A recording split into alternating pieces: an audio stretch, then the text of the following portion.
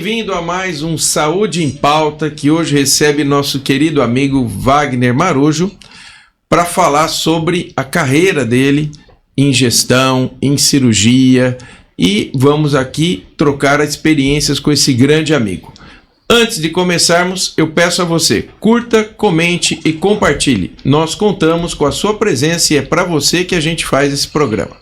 Marujo, obrigado por estar aqui conosco. Uma alegria ter você com a gente aqui para a gente bater um papo sobre saúde, aprender um pouco com você. Não, obrigado, uma honra, e eu que devo parabenizá-lo pelo empreendedorismo. Isso é muito necessário, essa interlocução dos médicos, das pessoas da saúde com o público em geral. Esse é um espaço privilegiado. Marujo, vamos começar na tua carreira. Você tem uma carreira brilhante, né? E avaliar tudo, nossa, muito mais do que eu imaginava quando a gente começou a conversar, e realmente uma carreira brilhante. Como é que foi a escolha? Primeiro por medicina e depois por cirurgia.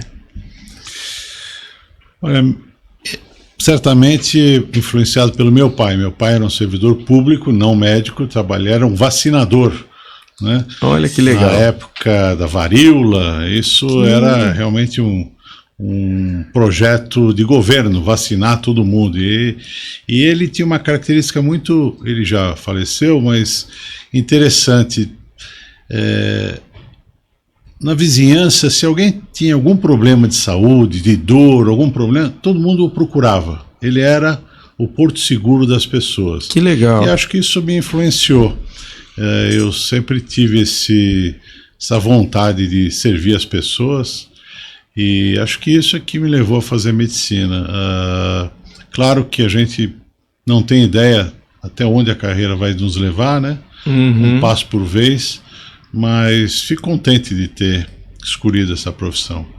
Você estudou na Faculdade de Medicina da Universidade de São Paulo, uma grande faculdade de medicina, com certeza uma grande formação, e aí você foi para cirurgia geral. O que te fez optar por cirurgia?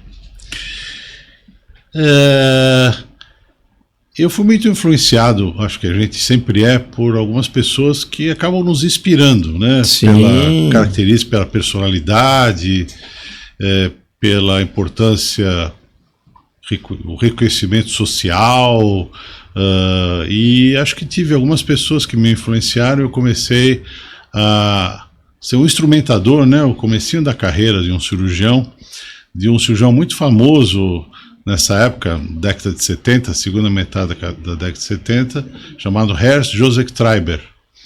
Tá. E eu acho que a cirurgia sempre me fascinou porque ela era supostamente sempre resolutiva. Hoje eu sei que não é bem assim, né?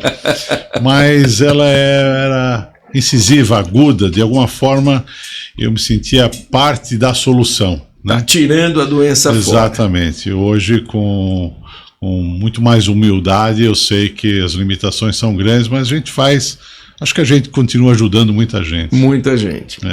Então, por interferência desse cirurgião, você, ou pelo contato com ele, Sim. Você começou na cirurgia e se inspirou por fazer cirurgia geral. Mas eu vi que você se envolveu com a área de transplantes. Como é que foi essa transição? Porque veja, você está lá, formou, foi para a área de cirurgia e aí caminhou dentro da cirurgia geral. E a cirurgia geral nós sabemos que tem muitos ramos, né? Como é que você foi parar no transplante? Olha, essa é uma época, 1983, 85, em que o transplante voltou a fazer parte do arsenal terapêutico no Brasil. Tá. Havia ocorrido uma experiência inicial no final da década de 60, como tudo naquela época não foi bem sucedido em termos de resultados, mas era um aprendizado, e que começou essa onda em Denver, no Colorado, um cirurgião muito famoso chamado Thomas Starzl, que influenciou muita gente. E nessa época o Hospital das Clínicas restabeleceu esse programa. E eu tive a oportunidade, a sorte, de estar lá no momento certo, na hora certa, e participar dessa reconstrução. Ainda como um cirurgião jovem, final da minha residência, início da minha preceptoria.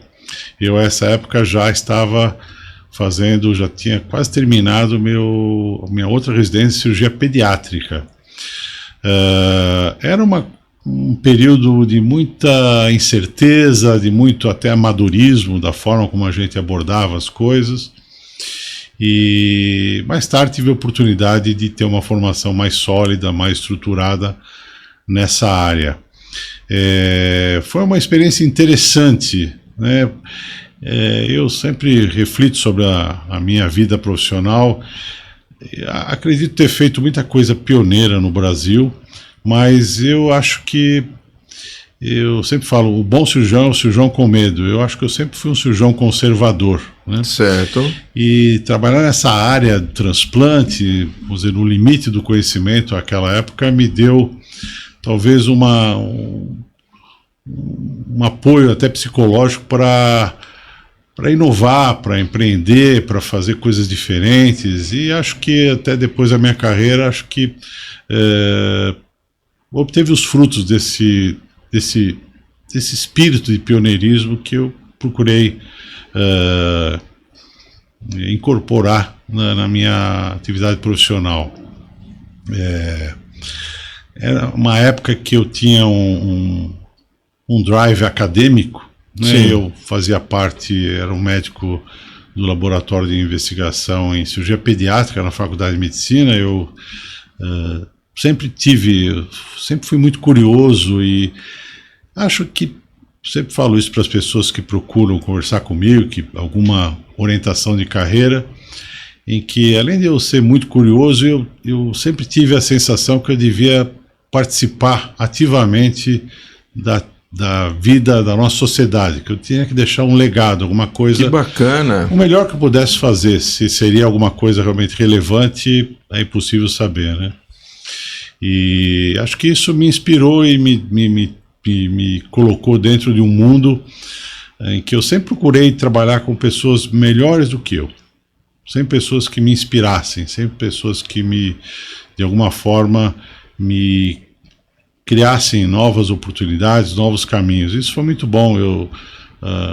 Quando a gente olha para trás, a gente vê que a gente deve tanto a tantas pessoas, né? Sim. Dentro desse caminho, eu vi que você se interessou pelo fígado, Sim, né? sim. Então, de tudo aquilo que um cirurgião geral pode fazer, e vejo que você fez uma formação brilhante, você fez cirurgia geral de adultos e depois você fez cirurgia pediátrica. Então, na verdade, você fez duas carreiras, né? Sim. Então, puxa vida, um negócio de respeito. E aí, o que é que te atraiu dentro de tudo isso? Porque, veja, você tem transplante de pâncreas, tem transplante de rins, tem transplante de uma série de coisas. O que que te atraiu para ir trabalhar com a área de fígado? Olha, interessante essa época, muitas coisas estavam acontecendo. A técnica do transplante de fígado estava sendo aprimorada, Tá. Os cuidados estavam também sendo aprimorados, cuidados operatórios, intraoperatórios, pós-operatórios.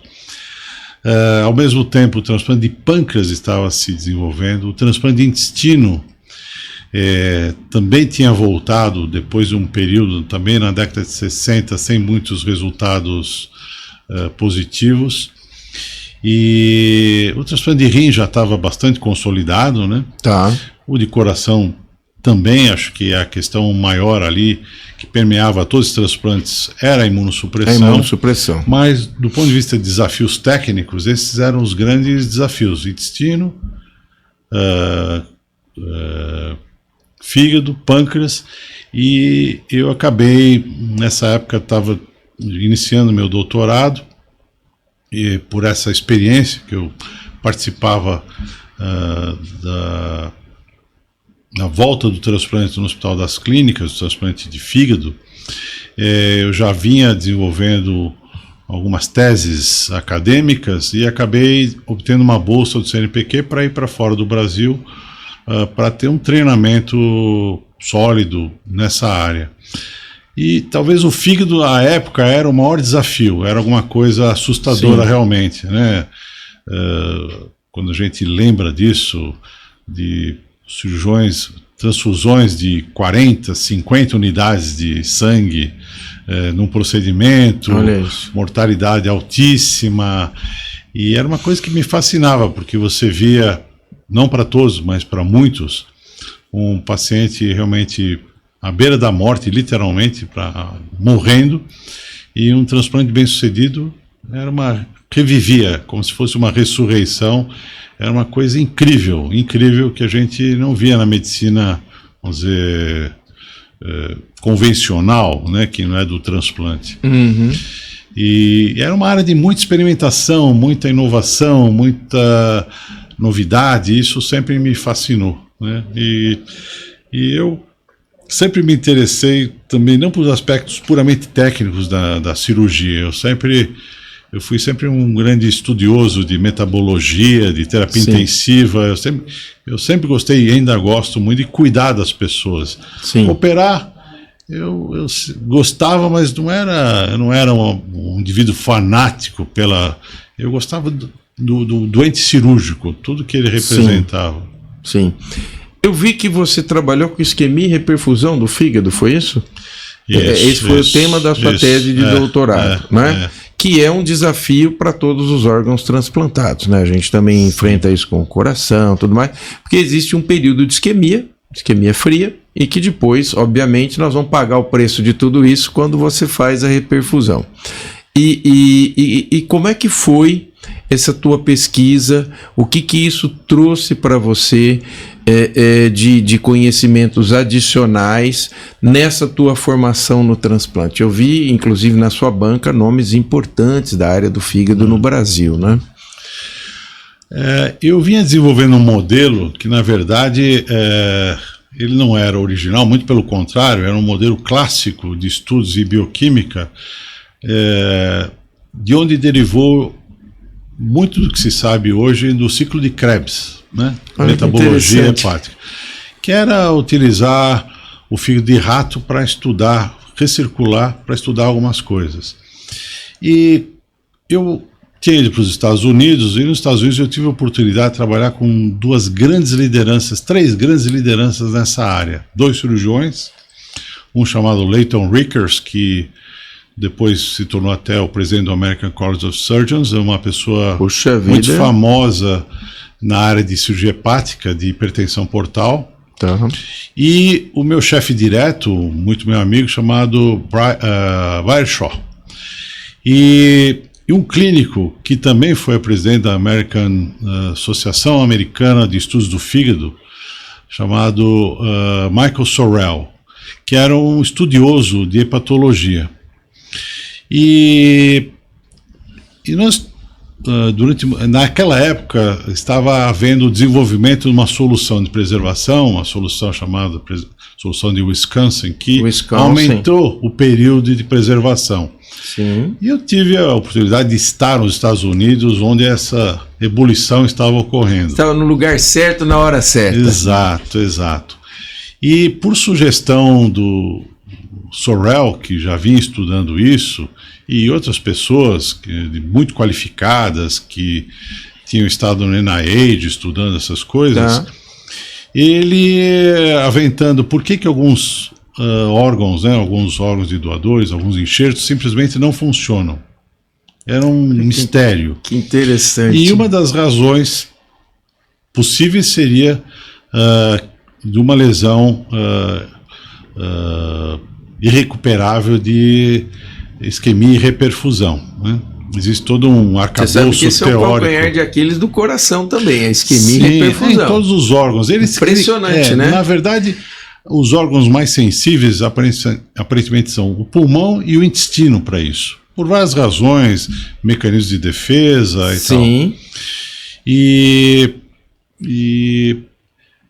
nós desenvolvemos essa tese, mas é interessante também, porque o resultado da minha tese foi negativo. Isso é, eu não consegui provar que aquilo realmente causasse, talvez fosse um adjuvante, que explicasse o não funcionamento primário desses órgãos transplantados, o fígado transplantado. Tá.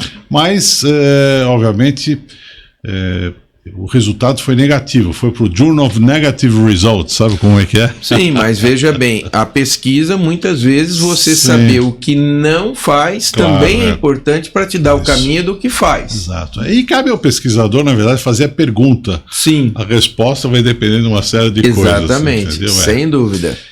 Mas foi um modelo bem interessante, até porque a gente usou um modelo de circulação em fígado de porco, e que poderia ser utilizado para muitas outras coisas.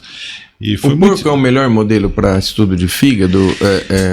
Olha, Marujo. o porco, por incrível que pareça, é o mais próximo do homem em termos anatômicos, né? E o porco é um animal fácil de lidar. Sim. Tem linha comercial. Linha comercial, relativamente barato. Mas, na verdade, a ideia de trabalhar com porco é que o transplante de fígado, e a gente treinava isso até para depois fazer isso em humanos, em cachorro é muito difícil. O fígado do cachorro tem algumas particularidades que, frequentemente, o transplante não dá certo. Dificuldades técnicas, poucos detalhes que fazem muita diferença. E o porco é mais fácil. Enfim, ou tão difícil quanto o homem. Tem as suas dificuldades, mas perfeitamente superáveis. E foi por isso que foi escolhido o porco para fazer isso aí. Foi uma experiência muito interessante até nos Estados Unidos. Eu tive também, é um privilégio, a gente vai revendo a nossa vida. Naquela época eu era o responsável pelo laboratório, eu era o diretor do laboratório lá, e eu tinha alguns fellows japoneses e italianos que estavam lá para aprender, e eles me ensinaram muito, né? Apesar de eu ser o diretor, na verdade eu era o aluno. A gente aprende com todo mundo, né? Essa convivência, esse meio de cultura, né? Exato. Aquilo funciona como um caldo de cultura, e que a troca é muito rica, né? Muito.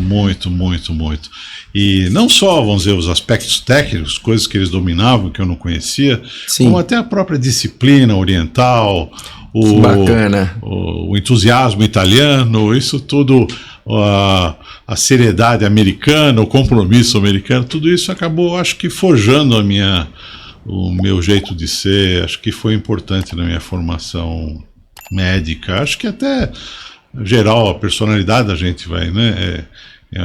Certamente um pedaço importante de tudo isso. E quando você volta para o Brasil? Então, você foi, ficou e voltou.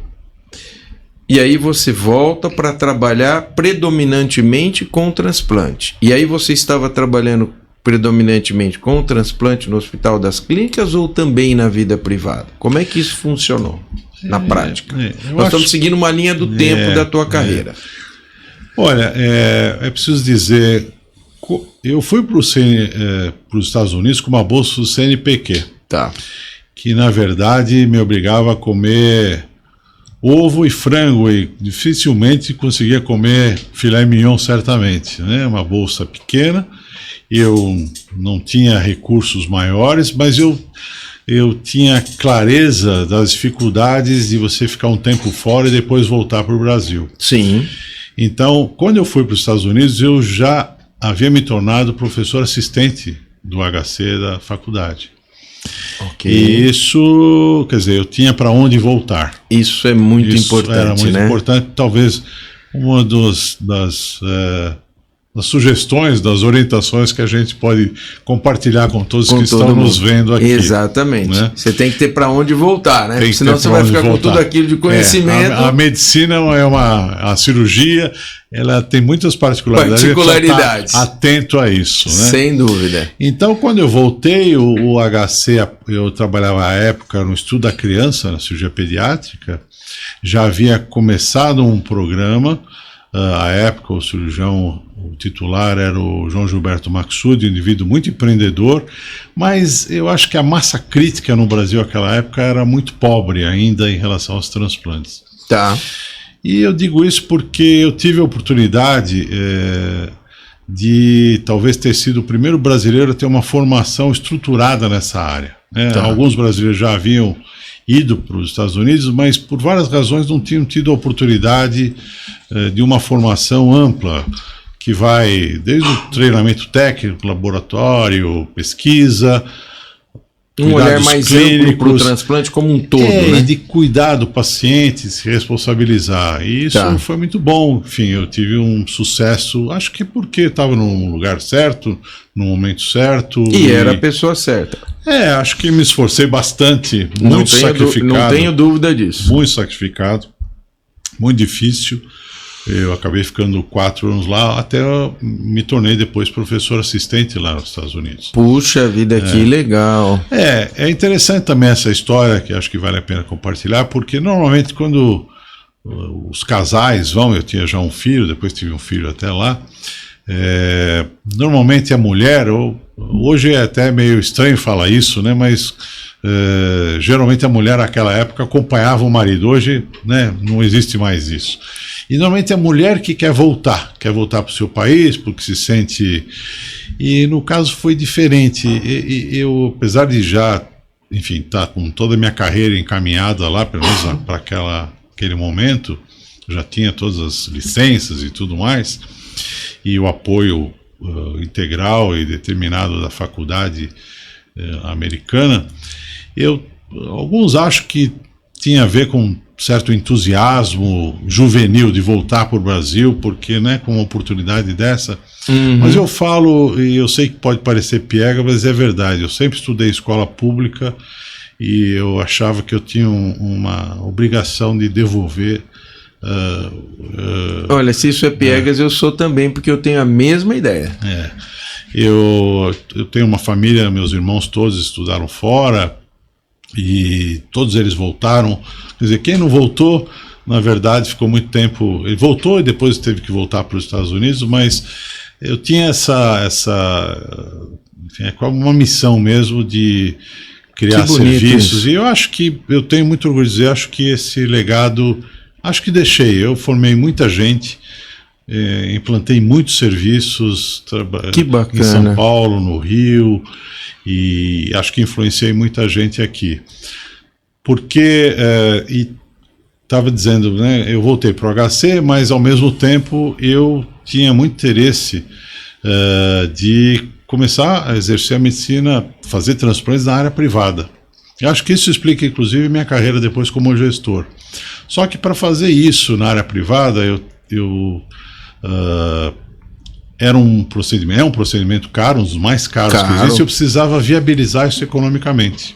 Olha que legal, que desafio, hein? Então eu procurei estudar isso, eu fazia muita análise de custos e tudo mais, foi muito bom. Eu acho que me ajudou muito, porque de alguma forma você é responsável pelo todo, né? Não é só um cirurgião. E acho que os serviços privados realmente que começaram no Brasil com sucesso, certamente um deles foi o nosso, que a gente implantou. Me juntei com gente que já conhecia, gente qualificada. Fizemos muita coisa pioneira no ambiente privado e no ambiente público. Eu estou aqui para contar a minha história, acho que para inspirar pessoas, né? Sem dúvida. Eu tive a oportunidade de fazer o primeiro transplante de fígado numa criança abaixo de 10 quilos. Que legal. O primeiro num velhinho acima de 70 anos. O primeiro transplante com fígado parcial, eu conheci essa técnica e fiz aqui. O primeiro transplante de split, que você divide um fígado adulto para 2 pessoas. Nossa, enfim, acho que a gente fez muita coisa interessante. Acho que transplante intervivos eu acabei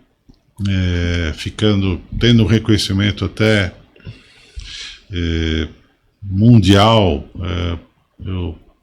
Me desculpe se pareço, não é nenhuma arrogância, é mais para inspirar as pessoas. O que é um fato, é um fato. Contra fatos não tem argumentos. Se você chegou a essa altura cirúrgica, é porque você merece. Foi uma coisa interessante, porque nós fizemos um transplante em 1998.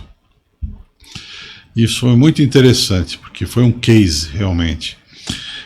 Foi o primeiro transplante intervivos de fígado e rim no mesmo paciente. Eu li uma reportagem sobre isso, saiu até nos jornais e tudo. Então, saiu realmente no New York Times, no Washington Post. Tudo quanto é lugar. Por quê? Porque o procedimento ele tinha um pioneirismo, primeiro pelo risco, né? Sim. Até porque era uma situação muito única, era o único filho doando para o pai, que estava morrendo realmente. E você imagina todos os aspectos éticos envolvidos numa doação de 2 órgãos, e mais interessante, à época havia muito pouca experiência com utilizar o lobo direito do fígado, né, que é 60%, 70% do fígado, para o doador. E nós fizemos isso. Isso me deu muito prestígio, conhecimento, enfim, muita gente passou a me conhecer até fora do Brasil por causa de um aspecto muito interessante. Eu publiquei isso na revista no Lancet, e o editor da revista achou tão interessante os dilemas éticos envolvidos e o pioneirismo, que ele utilizou esse trabalho, esse paper, para divulgar a revista no press release da revista internacionalmente. A revista divulga para todos os meios, Associated Press, New York Times e tudo mais. Isso repercutiu de uma forma incrível, né? E até interessante, uma vez eu estava na cidade universitária com meus 3 filhos, eu tinha um Fiat não, era um Ford Ka, aquele carrinho bem pequenininho, e me liga o celular, e era a BBC de Londres, né? Rapaz, e meus filhos brigando no banco de trás, eu ali dando entrevista. São aquelas coisas pitorescas da vida da gente, foi né? Isso que aconteceu. Enfim, acho que isso, espero que inspire muita gente. Foi interessante esse procedimento, foi feito no Einstein à época, e foi um procedimento, acho que muito bem organizado do ponto de vista de mitigar os problemas éticos que sempre existem, né? Sim. E foi realmente até um case do Einstein nesse sentido, foi muito bem conduzido e, obviamente, como diria também um professor meu, o cirurgião precisa ter mesmo sorte, o resto vem depois. Vem depois, né? Nós tivemos a sorte dos 2 pacientes sobreviverem, e o doador, que era um risco enorme, imagina a tragédia que seria se isso... Meu Deus, né? E é uma coisa que ainda hoje pode ser criticada do ponto de vista ético, se isso, né, até onde vai, né, quem é que decide o que é um risco que pode ser né, considerado ou não, né? De quem é esse arbítrio?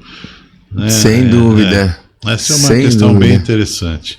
E 5% de risco de morte ou de vida é muito pouco, depende de uma série de circunstâncias. Sem dúvida. Essa é uma área bem interessante da ética, que também sempre me fascinou estudar ética médica, como é que essas coisas funcionam.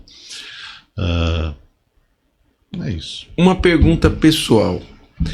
O Marujo opera melhor criança ou adulto?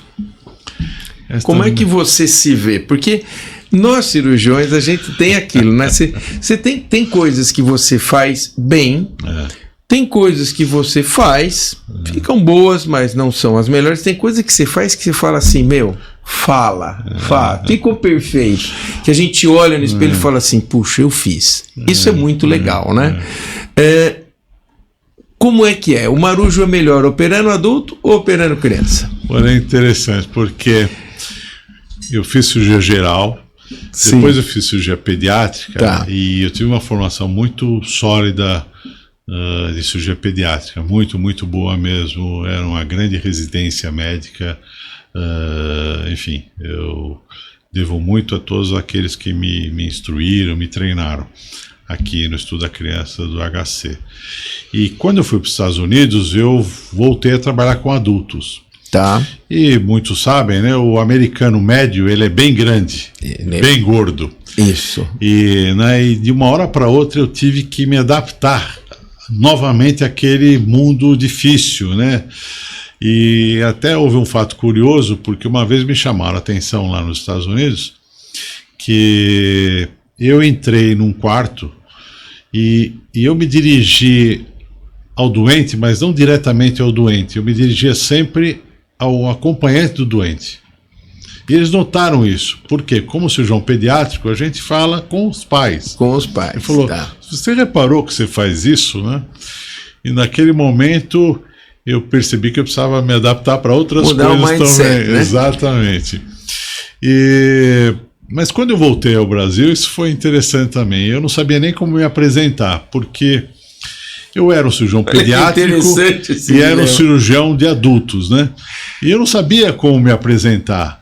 E eu acabei decidindo colocar clínica cirúrgica, sem falar de adultos ou crianças. Ou seja, estamos para todos os tamanhos. Mas eu sempre gostei muito de criança, muito, muito, muito, muito, especialmente de recém-nascidos. Eu achava aquilo o auge da técnica, enfim, né? Mas não sei, eu acho que o adulto é mais difícil de operar do que a criança. Eu acho que é. Interessante. Eu acho que o adulto é mais difícil de operar do que a criança. Mas sempre tive uma fascinação pelas crianças. É uma coisa que sempre me deu muito prazer em cuidar de criança. Né? Vamos agora para um outro ponto da tua carreira. Estamos andando na linha do tempo. Um cirurgião brilhante, uma formação super sólida, se dando bem na vida universitária e na vida privada. O que é que você foi fazer com gestão? Conta pra gente como é que você saiu do mundo assistencial e foi pro mundo da gestão. O que é que aconteceu? Em que momento isso aconteceu e por quê? Então, quando eu estava nos Estados Unidos, eu percebi que a viabilidade de um programa no Brasil de transplantes, e lá eu logo decidi que eu não ia trabalhar nem com pâncreas, nem com intestino, coisa que eu tinha aprendido lá, que eu ia ficar só no fígado, pela própria complexidade e as enormes demandas e para implantar serviços e organizar tudo. Eu percebi que eu precisaria resolver a viabilidade econômica daquilo. Tá. Então comecei a estudar os fatores críticos de sucesso, custos, remuneração. Na época o sistema de doação de órgãos era muito ainda incipiente, complicado, não havia nenhum mecanismo de remuneração adequada, as operadoras não pagavam, o indivíduo, um ambiente exclusivamente privado, era tão caro, poucas pessoas teriam acesso a isso, o sistema público não tinha ainda respostas. Então eu comecei a estudar bastante isso e procurava sempre reduzir o custo, obviamente, sem comprometer a qualidade dos resultados. E acho que eu comecei a trabalhar muito nisso e comecei a entender, e acho que me destaquei nisso até. Tá. Até do ponto de vista de viabilizar o próprio transplante em outros serviços. Eu tive a oportunidade de ajudar muita gente, muitos serviços aqui nesse sentido. Como fazer para isso existir. Se tornar uma realidade, né? E claro, quando você é formado no ambiente perdulário, ambiente americano mesmo, né? Você vai rapidamente tendo que tropicalizar o que você aprendeu, e isso era um dos aspectos fundamentais. E eu estava ainda bastante envolvido na prática médica diária e tal, até que eu recebi um convite de um amigo meu, José Luiz Setúbal, que tinha a intenção de fazer uma fundação e acabou adquirindo o Hospital Infantil Sabará, um hospital muito tradicional aqui de São Paulo, que estava sendo revitalizado, reconstruído, né? Tá. E ele sabia que eu tinha, vamos dizer, esse perfil que eu tinha organizado, e o meu desafio à época era o pronto-socorro infantil Sabará era um grande pronto-socorro, mas era um pequeno hospital. E pediátrico, que não é... A pediatria não tem muito... a parte mais, vamos dizer, destacada da pediatria não é a hospitalar, a não ser dos recém-nascidos neonatos. Ela é de consultório, do dia a dia, né? Então, era um desafio grande, até pela minha experiência como cirurgião pediátrico. E eu fui para recuperar, vamos dizer, essa estrutura do hospital. E depois acabei percebendo lá, participando das reuniões, que eu precisava também me formar pelo menos para entender a linguagem de um gestor, né, e fazer, vou dizer, ser realmente um gestor na sua universalidade. Quer dizer, precisa de entender de pessoas, você precisa entender de custos, você precisa entender de receitas, você precisa entender de riscos. Tá. E acabei fazendo um MBA executivo, não um MBA de saúde, um MBA executivo aqui no Brasil e depois até terminando em Toronto, na Universidade de Toronto.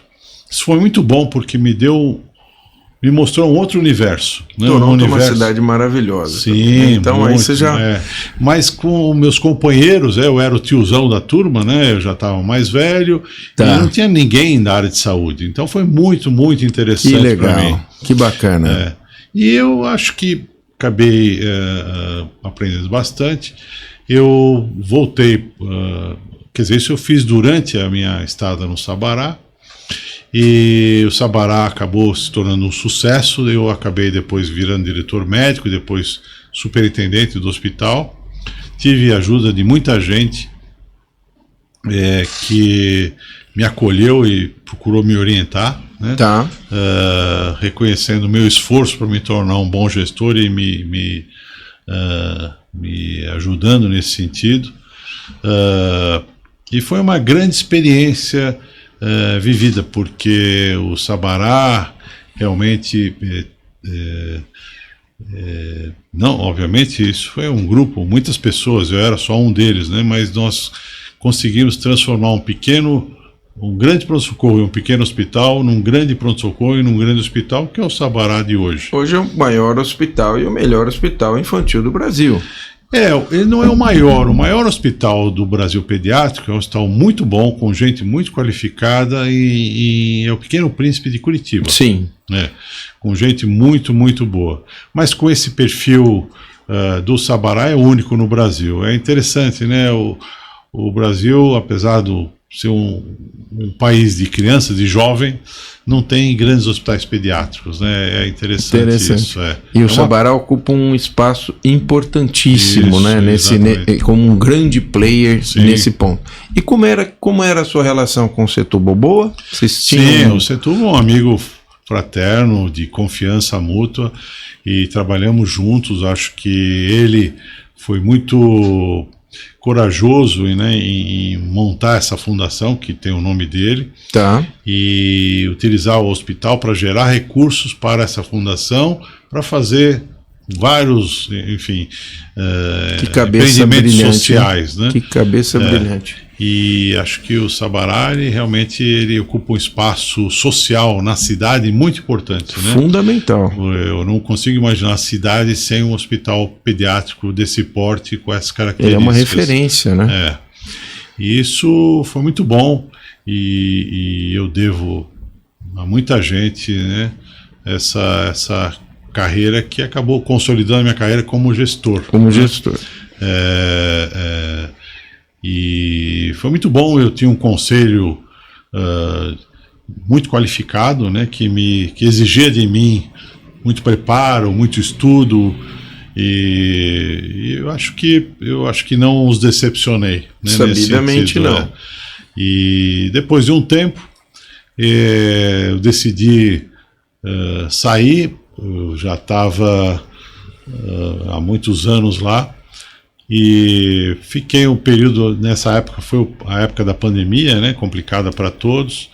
Eu participava de 2 conselhos médicos, conselhos de uma startup de saúde, 2 startups na verdade, uma já mais consolidada, e até que eu já tinha abandonado a medicina propriamente, a prática médica, já há algum tempo, porque eu sempre tive a convicção que medicina ou você faz direito ou não faz, não tem meio termo.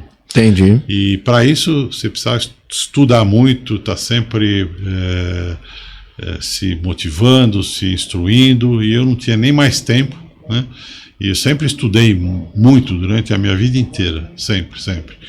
E eu não tinha mais tempo para fazer aquilo, e eu decidi não mais fazer aquilo. Eu tenho ainda pacientes que me procuram, eu sempre tive uma relação muito muito boa com os meus pacientes, mas pode parecer, é muito estranho, foi muito estranho para muita gente depois de um treinamento tão longo, tão difícil, abandonar a prática médica e tudo mais. Mas acho que encontrei outra inspiração, outro caminho. E estava dizendo, aí pandemia acabou, eu já não estava mais fazendo nem consultório mais, e fui chamado para esse desafio enorme também, que era de revitalizar um hospital de centenário, né, que é o Hospital Santa Rita em São Paulo, um hospital que teve um passado glorioso, né? Ele se destacou em duas áreas que acabaram se desenvolvendo fora do ambiente acadêmico, a videolaparoscopia, a cirurgia bariátrica, né? Sim.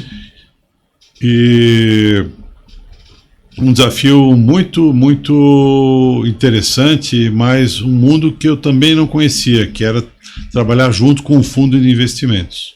Esse ponto é um ponto muito interessante do nosso papo. Então,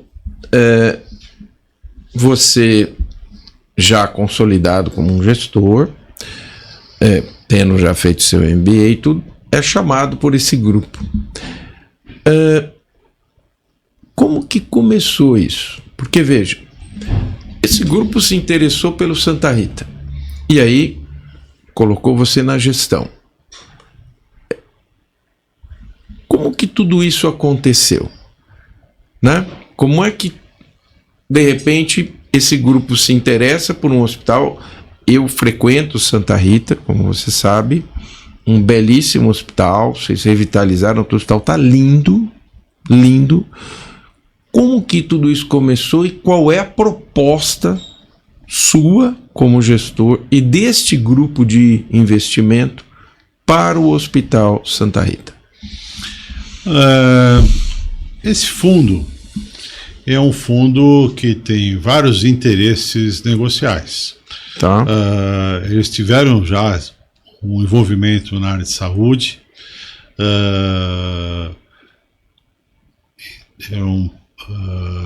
apoiando um pioneirismo nessa área de consolidação de rede de hospitais, rede DOR e tudo mais. Tá. Mas tem muitos interesses, não só na área de saúde, em termos de investimentos. É um fundo de private equity, quer dizer, ele identifica oportunidades de empresas que estão, por várias razões, tendo dificuldades, aportam capital, participam da operação, recuperam e, em algum momento, se houver a oportunidade, vendem aquilo, como depois de vários anos. Eu cheguei ao hospital através da indicação de um indivíduo muito meu amigo que havia sido diretor comercial meu. Olha que interessante. E que também é um indivíduo muito bem relacionado e que conhecia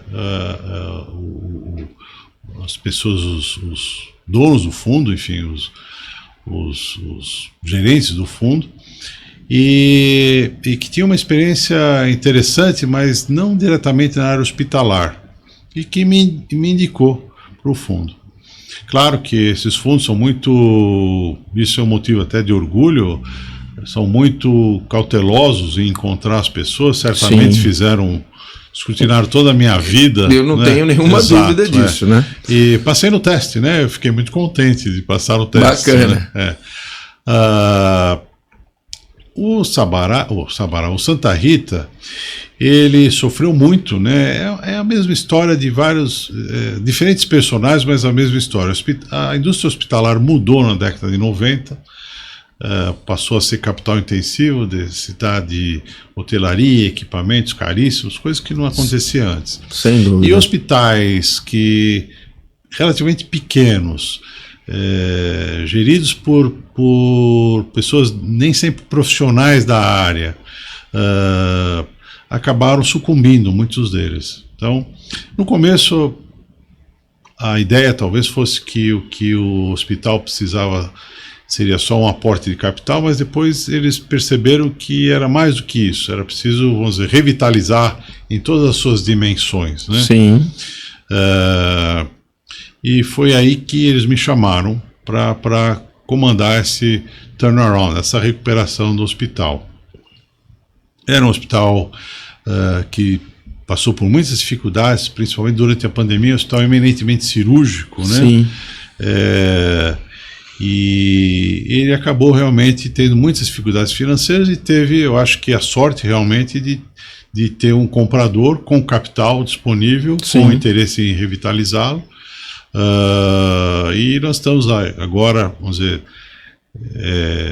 certamente não é o fim, nem o fim do começo, nem o começo do fim, nesse processo de revitalização em todas as suas dimensões, de processos, de lideranças, de qualidade de segurança, até de proposta de valor para médicos, para operadoras, para os pacientes, e a gente até estava refletindo que me parece que é um presente para a própria cidade, né? No fundo, o hospital... Não tenha dúvida, um hospital centenário, fez 100 anos agora, você revitalizar esse hospital, eu entrei na capela daquele hospital, aquilo a gente arrepia, que tem 100 anos, é um negócio lindo, lindo, exatamente, e assim, modernizaram tudo e trouxeram um time de enfermagem de primeiríssima linha.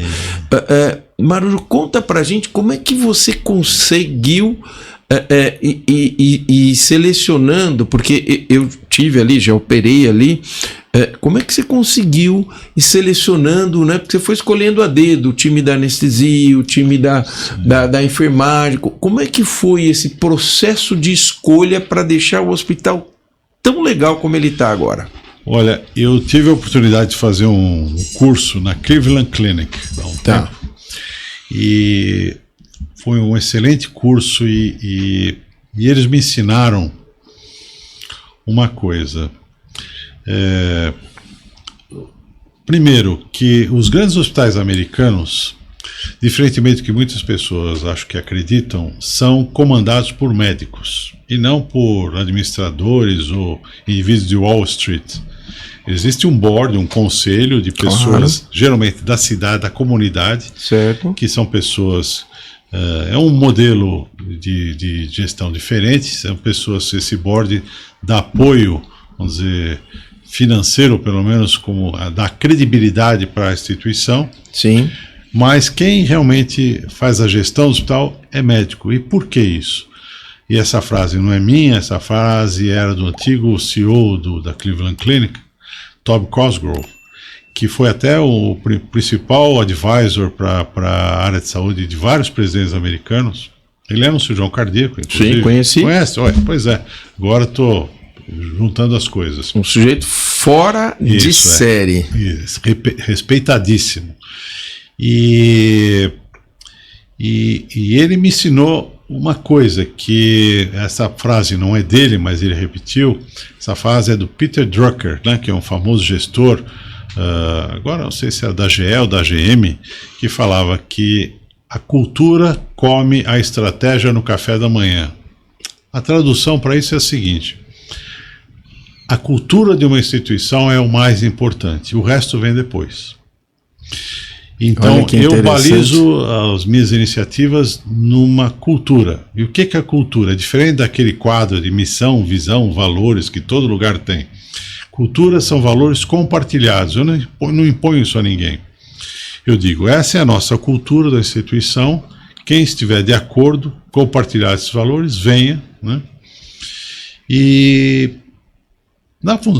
Na verdade, a função de um CEO, de um superintendente, presidente, como queira, é de inspirar as pessoas. Ele é um contador de histórias, ele conta uma narrativa coerente, procura atrair as pessoas que acreditam naquela narrativa e possam ajudá-lo a construir, a fazer aquilo se materializar. É isso que eu faço.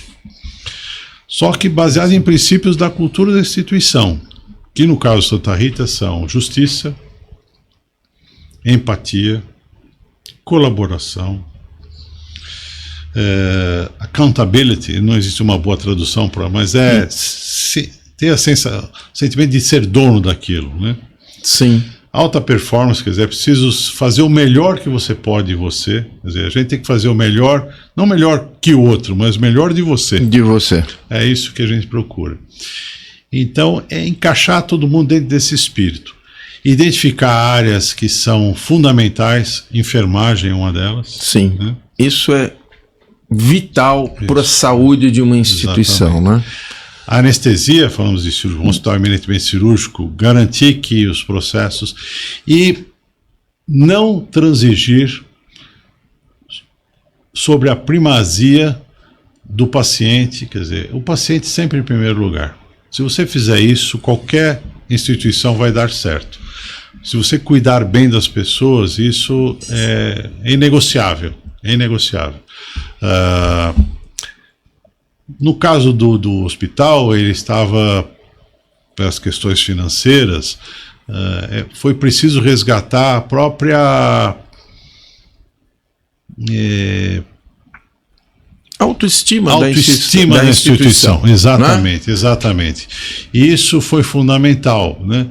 E implantar os projetos, os processos todos de qualidade e segurança fundamentais, né? E acho que encontrar qual é a vocação do hospital. Rapidamente tentar entender qual é a sua proposta de valor, né? Sim. E eu acho que a proposta de valor do Santa Rita é um hospital vocacionado para um segmento intermediário, do ponto de vista de acesso. Ok. Né? E que valoriza o que é realmente importante na medicina ou na saúde. E eu acho que você certamente vai me entender, acredito que esses que estão nos ouvindo também. O que é realmente importante na saúde não é o tamanho do quarto, de 60 metros quadrados, não é a bandeja de prata servida na hora do almoço, não é a luva branca do mordomo, não é o tamanho da garagem, não é o tamanho do prédio com a escama de vidro. E para muita coisa nem é a tecnologia, porque existe a tecnologia boa, a tecnologia ruim, ou a tecnologia desnecessária, né? Tá. Primeiro, respeito pelas pessoas que trabalham lá e pelas pessoas a quem você serve. Segundo, acolhimento, quer dizer, no fundo o que é realmente fundamental para você cuidar bem das pessoas, né? Certo. Tentar atrair os médicos que se inspiram nessa cultura. Sim. E que estejam dispostos a nos ajudar a construir o hospital. Sempre cito isso porque também eu não me lembro quem foi o autor, o nome dele, mas eu tive num hospital no Texas, conversando com o presidente da Associação dos Médicos daquele hospital. Era até um anestesista. E eu contei o seguinte fato para ele. Apesar de ter morado nos Estados Unidos, eu sabia como ele ia responder, mas ele me surpreendeu a forma como ele respondeu. Eu perguntei, se você contrata um neurocirurgião com um desafio de gerar 10 milhões de dólares para o hospital, depois em 5 anos, com o compromisso de pagá-lo, sei lá, 2 milhões de dólares por ano, e depois de 3 anos você verifica que esse projeto gerou só 2 milhões de dólares, o que você faz? Muita gente fala, dispensa, troca. Ele falou, não. Eu chamo esse neurocirurgião e falo, o que eu posso fazer para te ajudar? Olha é exatamente isso que eu procuro fazer no hospital. Entender as necessidades dos médicos, dos pacientes e me antecipar a isso e procurar prover. O Tom Cosgrove, que nós aqui nos referimos aí, o SEO da Cleveland Clinic, falava que os gestores dos hospitais têm que ser médicos, ou preferencialmente médicos, porque eles têm uma coisa que ninguém tem. Eles têm a confiança, né, e a credibilidade que seus pares oferecem. Olha que interessante. Isso é fundamental. É fundamental. E eu procuro demonstrar isso e manter minha porta aberta, né, no hospital. Acho que eu entendo, né, eu sempre falo que eu, durante grande parte da minha vida, estive sentado do outro lado do balcão, Isso me ajuda muito, porque eu acho que eu entendo o que as pessoas precisam, Sim. o que é importante e o que não é. E valorizar o empreendedorismo. O médico empreendedor, ele tem que ter seus privilégios pelo empreendedorismo, né? E, no fundo, é uma receita muito simples, né? Agora, claro que se você for para a tecnicalidade da gestão, né, o hospital é um negócio difícil, por quê? Primeiro, porque é um negócio de custo fixo. Então, basicamente, administrar o hospital é administrar a ociosidade. Segundo, que nós estamos num momento hoje em que o mercado, né, esse ser abstrato, que envolve, né, todos os atores desse ecossistema, pacientes, familiares, médicos, os colaboradores de uma forma geral, fornecedores, as operadoras, os órgãos reguladores, enfim, governo. Nós estamos vivendo um momento de transição na área de saúde, consolidação tanto dos provedores de alguns dos redes de hospitais, quanto de operadores de saúde. Então os espaços estão ficando cada vez menores, a pressão sobre os hospitais é muito grande, a pressão sobre os médicos, que começou muito mais cedo, hoje já está quase no seu limite, no seu limite. Há muitas incertezas em relação ao próprio financiamento do sistema. Então, hoje nós vivemos um momento de muitas incertezas, difícil para todos. Para o investidor que compra um hospital, claro, para todos nós, enfim, para os médicos em relação ao futuro próximo, né? Não mais o futuro mais distante. Para os pacientes que têm muitas dificuldades de acesso, né, aos hospitais. Uhum. Então, esse é o Santa Rita que eu acho que a gente desenha, que ele se inspire naquilo que é realmente fundamental para cuidar bem, né, e que afaste aquilo que é só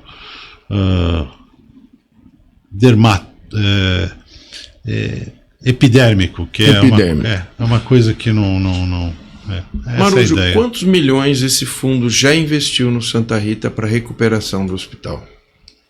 Então, esse é um hospital altamente endividado, né? E dívidas fiscais, dívidas com fornecedores, completamente saneado. Ótimo. Mas ele já investiu quase 150 milhões de reais. 150 milhões de reais, é dinheiro, hein? É muito dinheiro. O hospital tem uma característica muito peculiar, é um ser extremamente complexo, é um navio de guerra que demora para se movimentar. Sim. Os investimentos demoram para amadurecer, né, para maturar, como se fala. Sim. O hospital tinha uma grande dificuldade porque ele ainda está erradamente precificado pelo serviço que ele oferece, e a recuperação disso toma tempo, depende muito das forças de mercado. Sim. E nesse momento em que o mercado é muito hostil para todos, né? Isso já era um grande desafio, né, Marujo? Um desafio, e que às vezes pode dificultar o nosso cumprimento de metas em termos de tempo para que aquilo ocorra. Agora, acho que esse é um segmento no mercado de saúde de São Paulo que carece de bons hospitais. Sim. Por várias razões, né? Nós temos os grandes hospitais chamados de AAA, né? Nós temos hospitais mais simples, que têm muitas dificuldades de prover qualidade, segurança, enfim, e esse setor intermediário, ele ficou... Esse setor intermediário, e eu acho que essa é a vocação do hospital. Do hospital. O que eu vejo, e aí vou falar da minha área, cirurgia cardíaca, dos casos que eu operei lá, o hospital, ele está com olho na excelência. Sim. Ele está com olho na excelência. Equipamento, tudo de primeiríssima qualidade, o que chama muito atenção, porque assim, vocês não têm medido esforços no sentido de qualificá-lo cada vez mais para os procedimentos de alta complexidade. Sim. né? Eu queria que você conversasse um pouco sobre isso. Quer dizer, existe esse esforço de transformá-lo num centro para alta complexidade. Vocês têm hemodinâmica lá, vocês têm um centro cirúrgico com muitas salas, um centro cirúrgico excelente, de muito bom. Então, assim, é uma visão focada já para atender com um padrão a esse público intermediário, porque não é porque o público é intermediário que o atendimento é intermediário, não, ele é um atendimento de alta qualidade para este público. Você anotou bem, eu acho que os elementos diferenciais. Na verdade, o que diferencia o hospital AAA do hospital do segmento intermediário não deve ser a qualidade dos seus equipamentos, os processos de qualidade de segurança, nem desfecho, muito menos desfecho. Muito menos desfecho. O que diferencia tem que ser outra coisa, é a hotelaria, é o tamanho do quarto, o que na verdade, né, os ingleses que o digam, né, se alguém viu onde a princesa teve seus filhos, certamente não é um quarto de 60 metros quadrados. Então, o Brasil tem essas distorções culturais. Sim. Né? E que acho que, inclusive, são responsáveis por essa dificuldade de acesso, custo dos planos de saúde e tudo mais.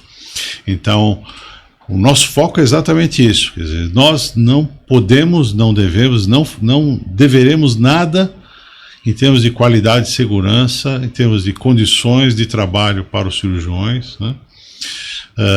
E eu acho que um exemplo bem sucedido disso é o próprio resultado dos desfechos da cirurgia cardíaca, da qual você é um dos atores principais. Hoje os nossos resultados são comparáveis aos melhores centros de São Paulo, existem alguns aqui. Sabidamente.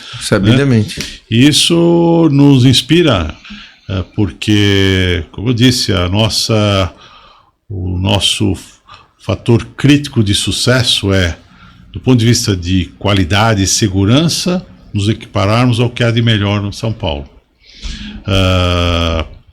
O que for cosmético, a gente provavelmente vai abrir mão, para que a gente possa se dedicar ao que é realmente importante e fundamental para o paciente. E é interessante, quando você pergunta para uma pessoa que nunca foi paciente ou nunca teve uma vivência mais íntima com alguém que realmente ficou doente, quais são os principais atributos de um hospital?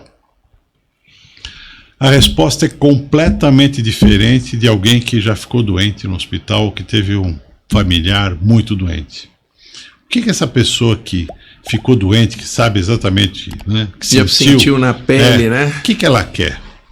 Ela quer transparência, ela quer acolhimento, ela quer uma relação de confiança com o médico, com a enfermagem, né? Sim.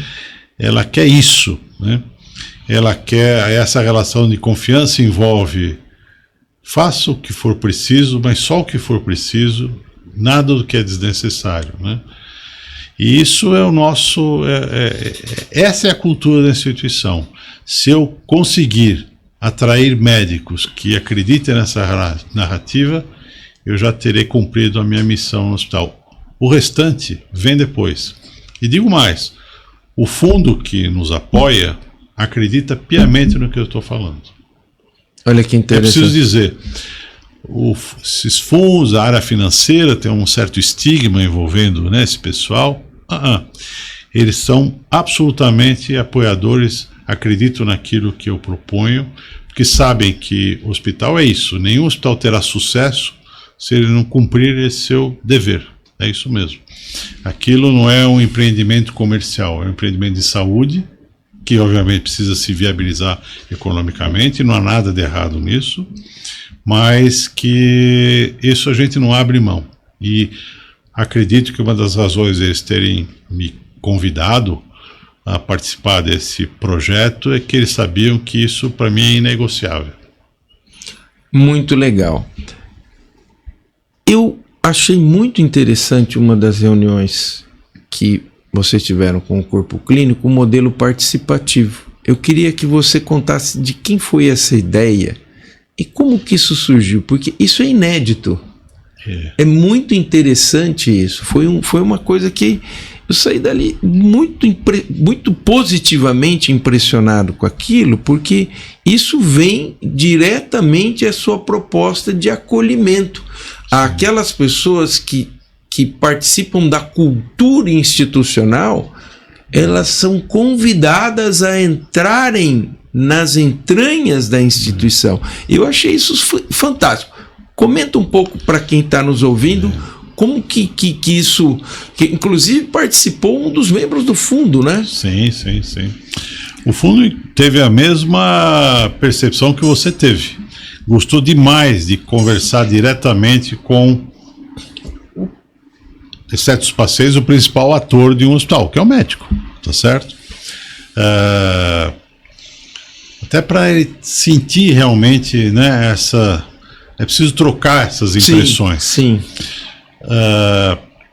Os hospitais hoje, pelo tamanho, né, eles estão crescendo muito, estão se tornando muito impessoais, e o médico está perdendo, eu acho, que o seu protagonismo na confecção, né, da cultura do próprio hospital. Né? Ele está ficando um processo quase fabril. Né? E um dos nossos desafios é procurar resgatar esse protagonismo do médico no hospital. Por várias razões, o Hospital Santa Rita, isso era até muito mais crítico que em outros hospitais. Pelas dificuldades econômicas, por algumas decisões estratégicas que naquele momento talvez parecessem certas, mas depois, olhando para trás, acho que foram erradas, de forma que o médico se afastou, né? Ele era quase visto como um cliente, um consumidor, que colocava o seu produto na baia do supermercado e ia embora. E eu acho que você não constrói um hospital com essa relação, você precisa de uma aproximação. O médico tem que ser partícipe, ele tem que empreender, sugerir, aquela história, o que eu posso te ajudar? Porque no fundo quem faz o hospital é o médico, é ele que faz o hospital. O gestor, ele é um facilitador, né? Ele pode atrapalhar bastante, mas ele é um facilitador. Ele cria pouca coisa, é o médico empreendedor que faz acontecer. E existia uma oportunidade única, considerando os modelos de governança dos outros hospitais em São Paulo, que era fazer o médico participar desse investimento, nem que seja não colocando dinheiro diretamente, né? Porque o fundo, no fundo, que faz, ele é um fundo de investimentos, ele coloca dinheiro, arruma e depois precifica isso para alguém interessado. E nós tivemos a ideia, acho que a ideia foi minha mesmo, mas provavelmente derivada de alguma participação. Antigamente os médicos, eles viravam sócios, né? Mas tinham dificuldades de fazer a gestão, as coisas não davam certo, muitos se arrependiam. Os médicos têm, por natureza, e falo por mim, uma certa ojeriza, um distanciamento dessas questões de planilhas e questões financeiras. Então seria uma oportunidade única, alguém profissional, um fundo super bem sucedido como esse, enfim, enorme, né? Um fundo com bilhões de reais à disposição para investimentos, para negócio, com investimentos de fundos brasileiros, internacionais e tal, de convidar os médicos a eventualmente estudar uma forma deles participarem, quer dizer, deles acreditarem nesse modelo. No fundo, eu acho que é trazer o médico para... O hospital tem que ser um espaço em que o médico constrói a sua vida ali, a sua Sim. vida profissional, sua vida até financeira, né? Claro, é decorrência da sua vida profissional. E é preciso que ele participe. Existem várias formas, nós estamos ainda estudando isso e é um convite, né, a todos que desejem participar, estudar, não há nada pré-formatado. A ideia é que os médicos participem da reconstrução do hospital. E eu acredito que muitos devem estar pensando, bom, mas vão participar dos riscos, dos... Eu acredito que não, que os riscos já foram praticamente absorvidos pelo fundo. Sim. Então agora é participar da velocidade de crescimento do hospital. Eu acredito uma oportunidade única. Talvez a gente precise esclarecer melhor, atrair outras pessoas e tudo mais. Eu não consigo ver, por várias razões de governança, pensem, qual é o hospital que poderia oferecer isso em São Paulo? Não acredito, não consigo ver nenhum. Dos que eu frequento, nenhum. Acho que não, por questões de governança. Acho que eles até desejariam fazer isso. Sim, entendeu? Sim. E acho que isso é um estímulo para que o hospital cresça, que o hospital ofereça as melhores condições para que o médico cresça, né? No fundo, o hospital ele empresta a credibilidade da instituição ao médico, mas é muito mais forte o contrário. É o médico que empresta a credibilidade dele ao hospital. E isso, me parece, seria, vamos dizer, o selo desse contrato não escrito. Sim. É isso. Nesse contrato de reciprocidade que existe. Eu vejo uma grande oportunidade com esse modelo. Porque realmente, quando você frequenta um hospital, você já está participando. Só que você nunca foi convidado a sentar na mesa da negociação. Exatamente. Então, esse modelo faz com que você torne de direito o que acontece de fato. Exatamente. É isso. Você traz o indivíduo para junto e para participar do processo todo e da vitória também. Então eu acho isso sensacional. E até das escolhas. Das escolhas, ele vai ser ouvido e escolhas que podem dar muito certo. Sim, e aí vai ser bom para ambas as partes. Claro. Certo? Eu acho que está havendo uma tendência nos hospitais em que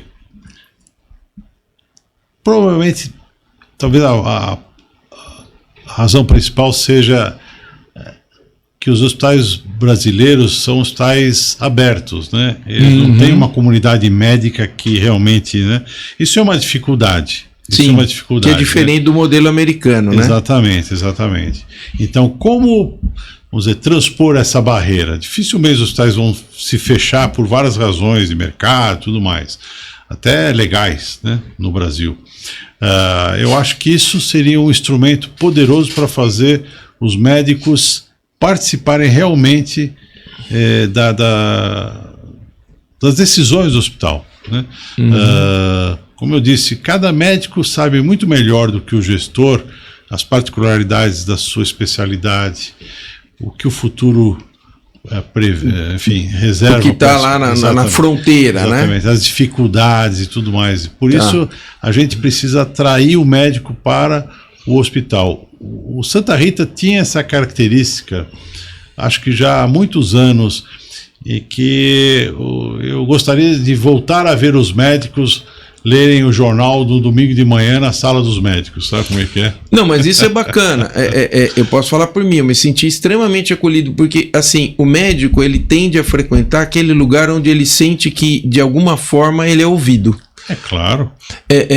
Porque senão você fica naquela situação tão impessoal que aí, em vez de você ver o hospital como parceiro, você fala, não, o meu parceiro é meu consultório. Quando você consegue olhar que o hospital é teu parceiro, então aí você passa a frequentar aquele lugar, porque aquele lugar te faz se sentir bem.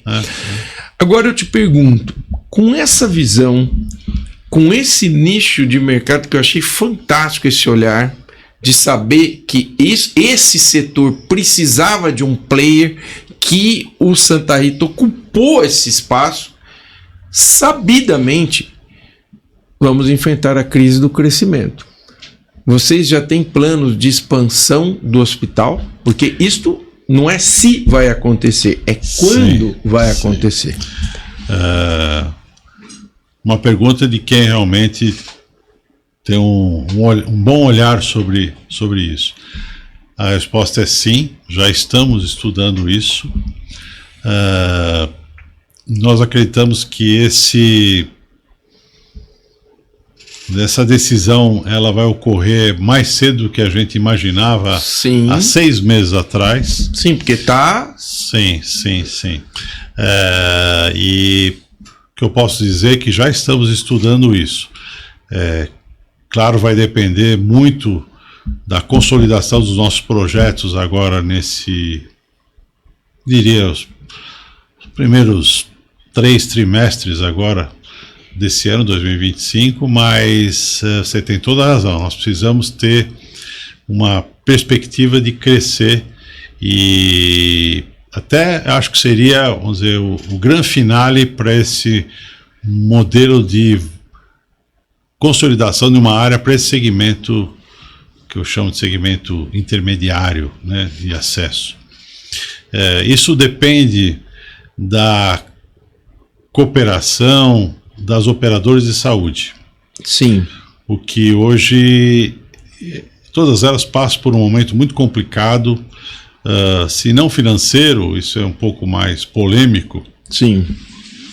De governança e até qual papel cada uma delas vai exercer. Isto é, se nós conseguirmos encontrar boas parcerias que realmente valorizem aquilo que nós estamos fazendo, eu acho que isso vai ocorrer muito mais rápido do que há pouco tempo atrás imaginávamos. Veja, vamos olhar o mercado. Você entende do mercado mais do que eu, mas vejamos o mercado. Parte dele está verticalizado. Então esse doente, ele já está, ele querendo ou não, ele tem que ir para aquele hospital, certo? Que é o mercado. Aquele que não está verticalizado, ele está precisando de um hospital com as características do Santa Rita. Porque ele é um hospital que está nesse range, em que a carência de um hospital que trabalhe no limite do que é o melhor, mas para um ticket um pouco mais baixo. Isso. E que não esteja verticalizado. Então, quando você olha para esse... Eu achei isso sensacional. Você que enxergou isso, o grupo de investidores, quem que viu essa janela de oportunidade aqui? Porque essa sacada foi sensacional. Olha, o fundo não tem ele não tem o conhecimento então isso é Vai Marujo. Foi assim, muito oportuno isso aqui. Mas não acredito que seja uma mágica. Eu acho que esse lugar tá... Mas ele precisava ser ocupado, Marujo. Sim, mas ele estava sem ocupação. Eu acho o que eu acho que está ocorrendo é que os hospitais que estão nessa faixa intermediária estão sofrendo demais. Alguns vão provavelmente sucumbir, vão perecer. Sim, né? Já sabemos de alguns. Outros estão com muita dificuldade. Todos eles têm particularidades, modelos de governança, históricos.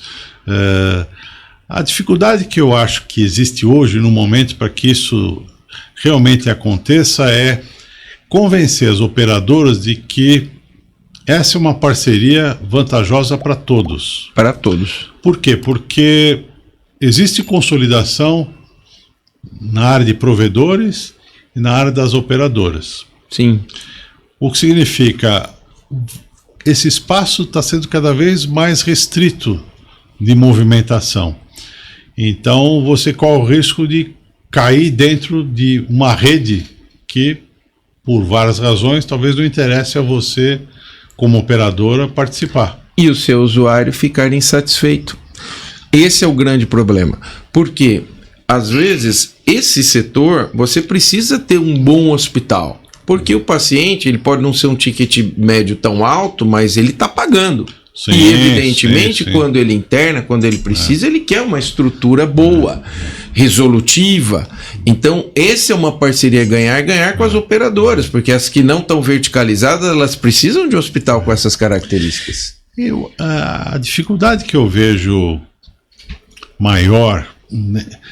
Nós vivemos um modelo em que os atores, né, desse ecossistema, pacientes, familiares, médicos, operadoras, distribuidoras de de OPME, de materiais, a agência reguladora, a ANS, nós vemos um momento em que não há convergência de interesses. E é incrível isso, quer dizer, não é um jogo de ganha-ganha, é um jogo de soma zero. Para um ganhar, o outro tem que perder. Então, acho que isso vai passar por acho que a gente está vivendo esse momento agora de reflexão em que todos nós estamos nesse mesmo ecossistema, e se nós não atentarmos e realmente começarmos a agir, muitos vão sucumbir. Por quê? Porque as operadoras vão ter que cuidar melhor dos seus pacientes. Sim. E elas não cuidam. Elas são, enfim, tipo de seguro, que na verdade não é. Parte do problema é que o seguro não é compartilhado entre milhões de pessoas. Conclusão. É claro que isso não vai dar certo. Se você não tem uma amostra muito grande, sem dúvida, alguma coisa está errada de saída nesse conceito. De saída, é matemático, né? Claro, claro. Os hospitais precisam melhorar muito a sua eficiência operacional, reduzir desperdício, clareza. Sem dúvida. Os médicos se a gente for estudar o que aconteceu nesse modelo, as operadoras começaram a controlar acesso. Não deu certo. Não deu certo. Começaram a explorar realmente os médicos. Também não deu certo. Aliás, deu muito errado. Sim, né? Que aí o cara faz por reembolso e depois o paciente vai lá... Ou ele não faz ou faz mal, porque, como dizem os economistas, tudo é uma questão de estímulo, positivo ou negativo. Exatamente. E os estímulos sempre foram negativos. Verdade. Sempre negativos. Verdade. Depois transformaram os hospitais em farmácia. Por quê? Porque eles acabaram com o modelo de remuneração por taxas, que é aquilo que a gente faz pelo serviço, e os hospitais se transformaram em farmácias. Compram um medicamento por 10 e vendem por 15. O hospital não é farmácia, o hospital é uma área de serviços. Também não deu certo. Depois começaram, por causa das especialidades, começaram a atuar nos laboratórios. Isso hoje também mudou, porque os laboratórios, as margens diminuíram bastante. Isso também é uma área que está sofrendo grandes movimentos disruptivos. Sim. Atualmente. Depois a questão dos distribuidores de OPME, né? Que hoje, em algumas áreas, principalmente ortopedia, são críticas, porque alguma coisa está errada. A operadora oferece um preço por aquele procedimento que é, às vezes, 10 vezes menor do que o procedimento que seria cobrado pela distribuidora de uma OPME. Provavelmente a verdade está no meio. E o hospital está nesse meio aí, né? Eu acho que uma coisa que eu acho que eu esqueci de falar, que eu acho fundamental e que há pouco nós precisamos resgatar a transparência da relação médico-hospital. Os médicos têm legitimamente muita desconfiança dos hospitais. É verdade. E não há nenhuma razão para os hospitais não serem absolutamente transparentes com os médicos. Sem dúvida. Nada. Nenhuma razão. Nenhuma razão. O que aconteceu é que o modelo de remuneração pelas operadoras está obrigando os hospitais a subsidiarem os médicos e várias outras coisas. Então, isso está criando um modelo que as operadoras estão se passando para o hospital alguma coisa que ela não quer cuidar, inclusive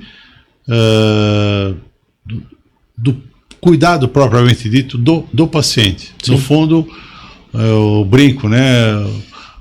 A gente precisa tomar muito cuidado para não jogar de volta o paciente no sistema. Não, ele precisa continuar sendo cuidado pela gente. Eu acho que esse é o grande desafio, é convencer as operadoras que no médio prazo isso vale a pena. As operadoras ainda fazem a sua avaliação de sinistralidade pelo período intra-hospitalar. Elas deviam fazer a avaliação durante um ano. No fundo, é a relação de valor, isso que é valor. Sem dúvida. Só que elas não têm, alegam não ter instrumentos para verificar isso. Porque aí nós vamos realmente começar a separar o joio do trigo.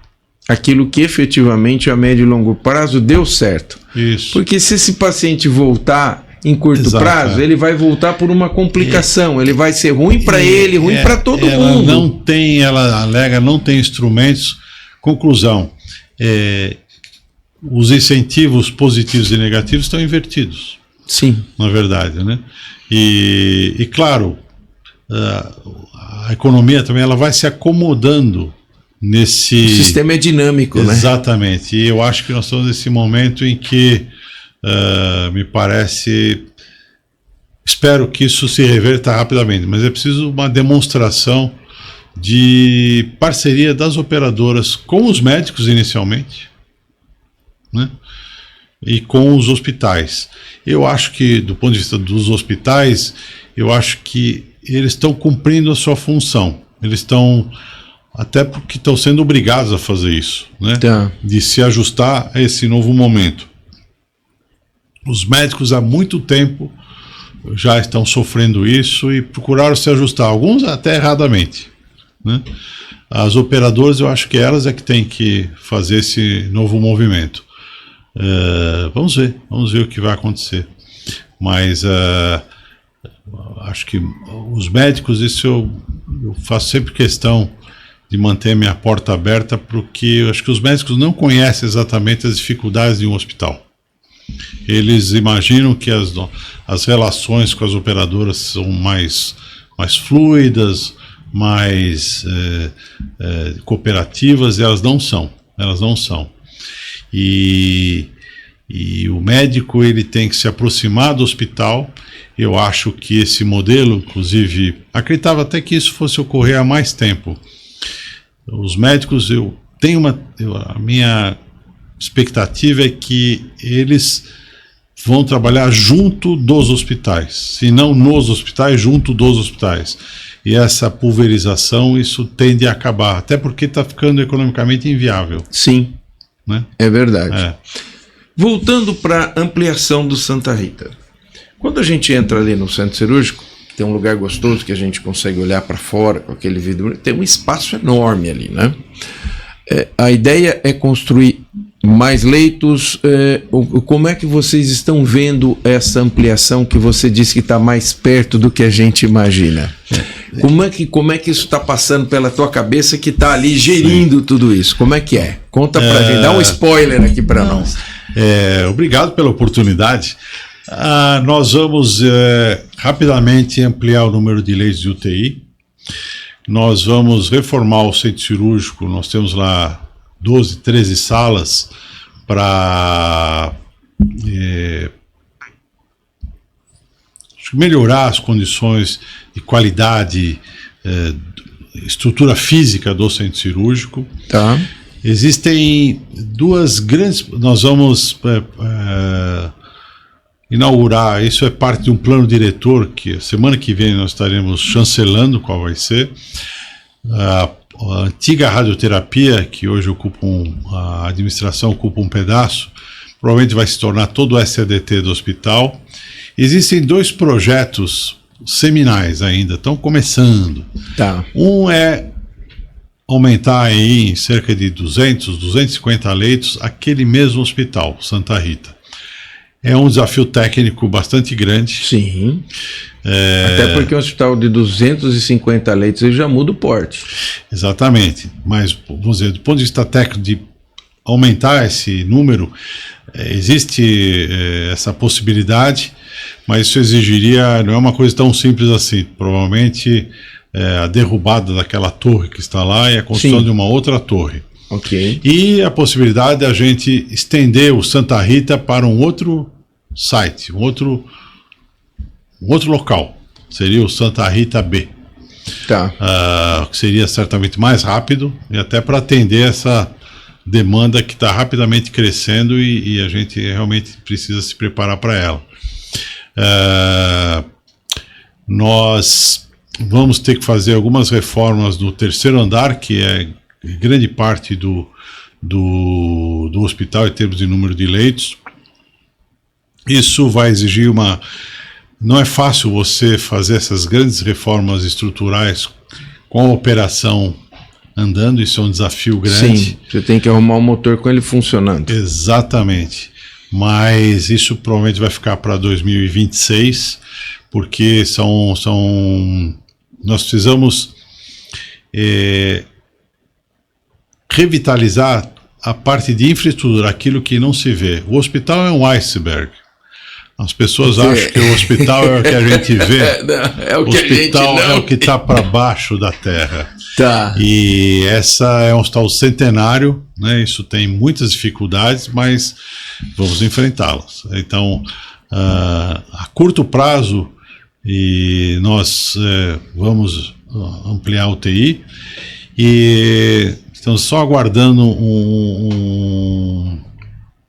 aprovação de um plano diretor para revitalizar o pronto-socorro antigo, né? Nós estamos usando hoje uma área que foi revitalizada, enquanto o antigo pronto-socorro nós estamos só terminando.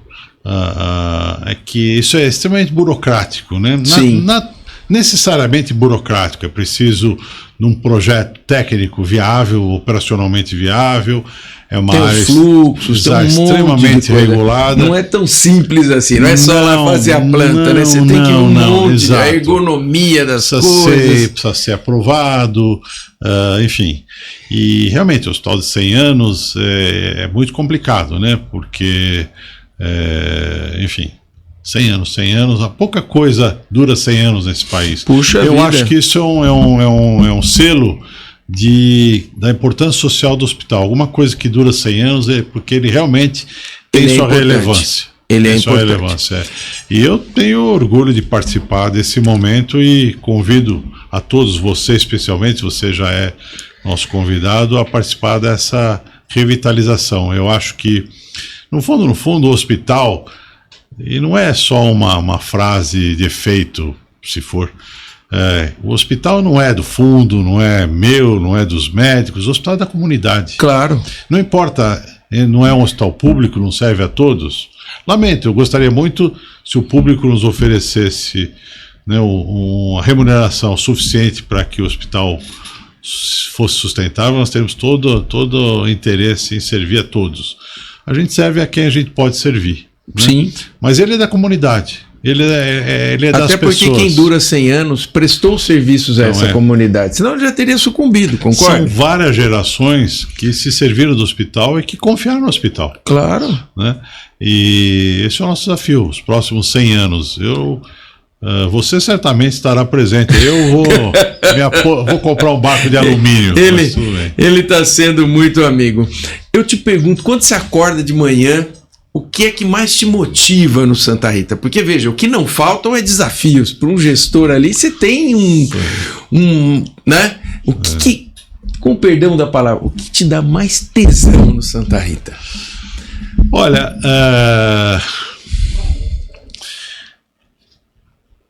no fundo, você é um gestor de pessoas. Tá. Né? O que você faz é coordenar pessoas, né? E isso é difícil, né? As pessoas cada um tem o seu perfil e tudo mais. Eu acho que o grande desafio, até porque eu acho que eu aprendi a ser um gestor dessa forma, que o Santa Rita tem hoje, é o desafio da informação. O gestor tem que ter informação. Então a minha busca incessante é para me nutrir de informações e fazer com que as pessoas que eu lidero trabalhem dessa forma, que decidam baseado em informações. Tá. E experimentem, né? Citando novamente o nosso conhecido cirurgião cardíaco Todd Cosgrove, eu perguntei a ele num café da manhã que a Cleveland Clinic, eu confesso para você, eu tinha um certo preconceito, porque eu achava que era muito marqueteira. E o que eu descobri é que eles são realmente marqueteiros, mas sabe por que eles são marqueteiros? Porque eles têm um excelente produto. Sim, eles podem fazer marketing, eles têm o que oferecer. Eles têm o que oferecer, ponto, é isso mesmo. É isso mesmo. E ele me disse das várias coisas, ele, enfim, os seus assistentes, tudo que deu certo, modelos que a gente deveria copiar. E eu perguntei para ele, agora me conte o que não deu certo na sua carreira. E ele estava passando Para um outro cirurgião cardíaco, acho que é um tailandês ou alguma coisa assim, indonésio, não sei. E ele me disse, quando eu assumi essa função, eu reuni todas as lideranças do hospital e falei, agora eu quero que vocês conheçam o mundo e tragam o que há de melhor. E você sabe quando o americano fala isso, é o mundo mesmo, né? E a frustração dele foi, acho que só 25% das pessoas responderam essa minha demanda. Porque ele falou, nós somos a Cleveland Clinic, um hospital enorme, né? Acho que é o segundo maior hospital americano e tudo mais, mas eu copio 98% das coisas que dão certo e crio 2%. Então é isso, eu quero inspirar as pessoas a me digam o que é bom que eu quero copiar, eu quero conhecer pessoas, enfim, é isso que eu faço. Você sabe que o Cosgrove é membro honorário da Sociedade Brasileira de Cirurgia Cardiovascular. Você vê que um americano lá da Cleveland Clinic, mas ele é tão brilhante, é um sujeito tão fora da curva, que ele recebeu o título de membro honorário da Sociedade Brasileira de Cirurgia Cardiovascular. Mas vou te contar uma coisa, para mim, muito surpreendente, porque achava que conhecia o modelo americano, conheci muita gente, muitas personalidades, sim, muitos tipos de médicos e tudo mais. Eu nunca vi nos Estados Unidos, não é nem só na área médica, uma reverência tão formal e tão quase intimidatória, seria a palavra, eu acho que sim, do que eu vi com ele lá. Ele chegava para as reuniões, gente muito qualificada arrumava a distância como se fosse montar um banquete no Palácio de Buckingham. Eu nunca vi isso, porque o americano não é feito esse tipo de coisa, né? Sim. Você conversa com o indivíduo... Ele conquistou isso, porque ele é um sujeito fora da curva. Não, respeitadíssimo. O americano, você e conversa... E operando, o cara era um virtuoso. Rapaz do céu. Meu Deus do céu. Muito, muito interessante. Ele... eu não me lembro a idade dele, porque lá normalmente as pessoas se aposentam com 65, mas eu acho que ele tinha mais que isso. Eu acho que ele passou essa... E um outro lugar que eu acho que eu estou falando isso para inspirar pessoas que eu não, acho que sem dúvida, estou adorando. Que foi uma coisa muito interessante que eu tive a oportunidade, também nos Estados Unidos, mas por circunstâncias. Eu visitei o segundo maior hospital pediátrico do mundo, que é em Cincinnati. Hospital pediátrico famoso.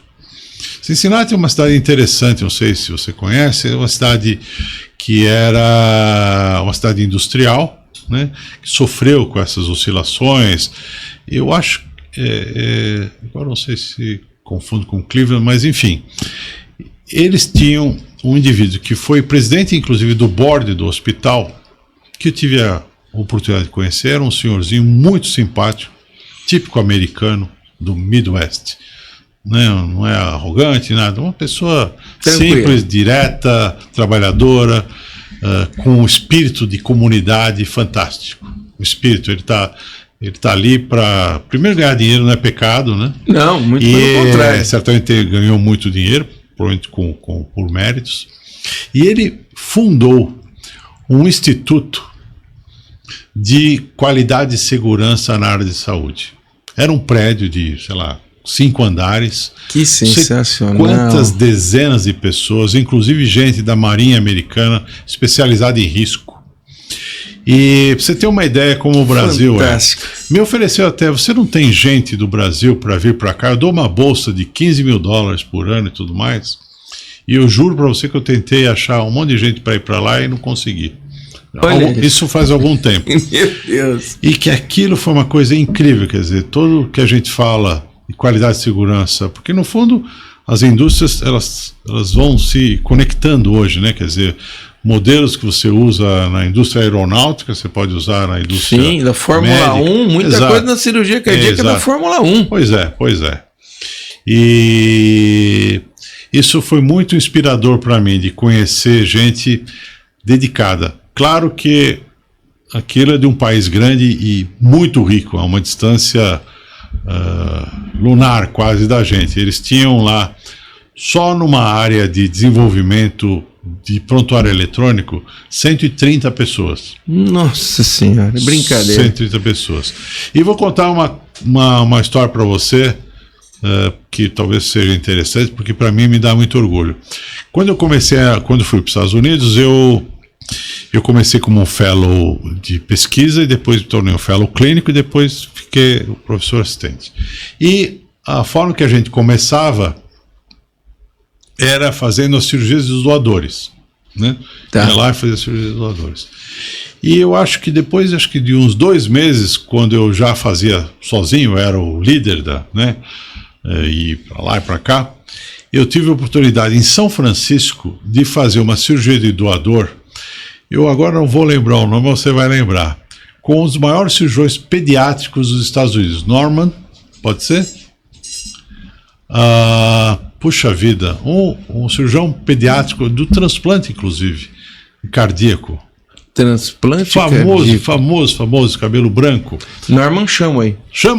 Pô, foi Dr. Shumway. Não, sim, de Stanford. Estive com ele ao meu lado, Sim. ele retirando o coração. Não. Jura por Deus, você teve essa honra. Agora eu tô com uma inveja de você. Um menininho, o Dr. Shumway aqui batendo o ombro, ele tirando o coração. Eu confesso, não me lembro, é possível que tenha sido uma madrugada. Foi ele que ensinou o Barnard. Olha aí. O Barnard fez na África do Sul por uma questão de legislação, mas ele aprendeu tudo do transplante com o Dr. Shumway, que eu tive a gratíssima satisfação de já conhecer idoso, mas você teve ali lado a lado com ele tirando. De uma simplicidade. Sensacional. Norman Shumway. Exatamente. Pai do transplante cardíaco. Deve ter puxado um farabefe para mim, nem percebi. É incrível, que sensacional. Que experiência. Que incrível. Sensacional. Porque ele já era um senhor e numa madrugada retirando o coração. Provavelmente ele ia retirar e ia colocar também, porque eles trabalham. A vida desse cara foi dedicada ao transplante. Nós devemos tudo do transplante cardíaco, a tenacidade desse cara, porque lembra quando a gente estava conversando lá no começo do nosso papo? Teve uma fase do transplante em que ele teve aquele declínio. Ele começou e depois ele teve aquele declínio. Sim. Ele continuou, ele não desistiu, ele entendeu que aquilo era uma curva que depois ia subir. E é um sujeito fantástico. É aquele cara que nasce cada... Né? Mas eu fiquei assim, impressionado com a simplicidade, né? Eu sou mais um aqui. Ele não acho que nem se apresentou para ninguém. Acho que é o único que sabia que era o Shumway. Porque eu, apesar de não estar diretamente ouvido, esse nome guardou. E depois, caramba, era ele. Era ele. Olha aí. Não, essa aqui agora você... Muito bem, meu querido. Eu quero aqui, antes de terminarmos, eu quero mostrar olha, esse é um presente de um cirurgião para um cirurgião. Aqui não é o gestor, é o cirurgião. Olha aqui, eu recebi aqui no comemorativo dos 100 anos do Hospital Santa Rita, eu recebi esse livro que chama O Século dos Cirurgiões, maravilhoso, do meu querido amigo Wagner Marujo. Marujo, depois eu vou querer que você autografe, eu vou guardar com todo. Meu Deus do céu. Eu não sou o Shumway, para com isso. Não, mas eu faço questão absoluta. Posso falar em nome do Shumway? Em nome do... Olha, estivemos aqui com Wagner Marujo, essa simpatia de pessoa, um grande amigo, o CEO do Hospital Santa Rita, que está se tornando um dos maiores hospitais dessa cidade, tem 100 anos de história, totalmente revitalizado, crescendo, bombando na alta complexidade. Eu quero agradecer muito a tua presença aqui. Eu aprendi muito com você, eu aprendi demais e eu tenho certeza que você em casa também. Marujo, muito obrigado. Suas palavras finais para quem está nos ouvindo, que o papo está maravilhoso. Eu vou contar uma historinha então para finalizar.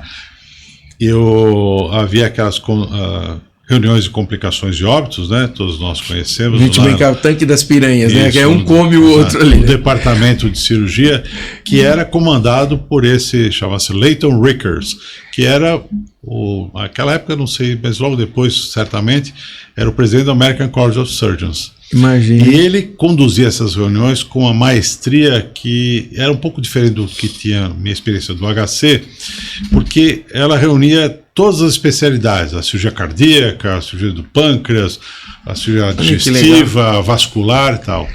E ele conduzia aquilo de uma forma incrível. E um dia eu me contei e falei, Dr. Rickers, como é que você consegue, o senhor consegue dominar tantas áreas da ciência, né, para conduzir uma reunião dessa complexa, com várias áreas de interesse e tudo mais? Ele falou, meu filho, você não percebeu, eu só sei as perguntas, eu não sei as respostas. Me despeço, obrigado. É isso aí. O programa depende de você estar conosco, de você curtir. Hoje nós tivemos uma aula aqui no Saúde em Pauta com meu querido amigo Wagner Marujo. Nós esperamos você. É o seu encontro semanal com a saúde. Um abraço.